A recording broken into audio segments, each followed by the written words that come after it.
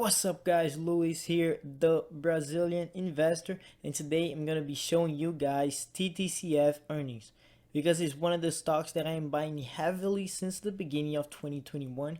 I really love what they're doing in the plant-based industry. However, how did they do in their first earnings of 2021?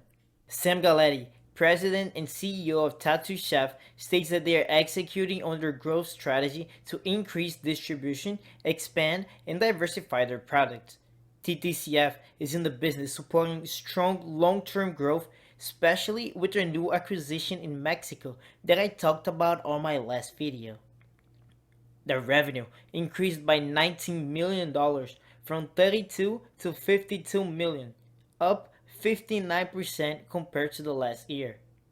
Gross profit was 26% compared to the roughly 28 it had in the first quarter of 2020. Now, here's the catch. Their operating expenses went from 2.4 to $18.3 million in 1 year. However, they made significant investments in the area and many expenses are going to decrease as a percentage of revenue over time. So I believe there is nothing that we should be worried about. Their net loss also increased 2 million in the same time frame, primarily driven by the operating expenses. Since their market cap is 1.4 billion, they have cash and cash equivalents that reach $185 million. I do believe that they are in a great position to continue their high growth phase. Some of the metrics may seem unreasonable, and they wrote that as some of them are one-time transactions, starting off a new facility and stock compensation are difficult to estimate.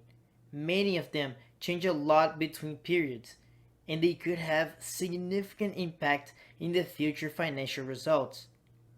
Let us do a quick recap on everything that happened in the first quarter of 2021 compared to the first quarter of 2020.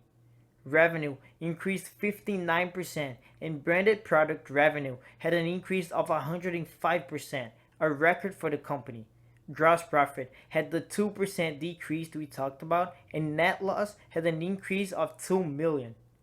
I don't really enjoy looking at EBITDA because I don't believe it shows precisely what is in the balance sheet. Look at what they're doing with their acquisitions. The company is thinking long term just like me. Achieve profitability and take off. Relax, they just started a high growth phase, just like Tesla. Nevertheless, they have another thing in common. Both are my biggest holdings in the public account and also in the retirement account. These two together are accountable for 50% of my wealth. They are growing, and I hope they will continue to do so for many, many years. That's gonna be all for today, and as always, have a good one, stay safe, and invest for the long term.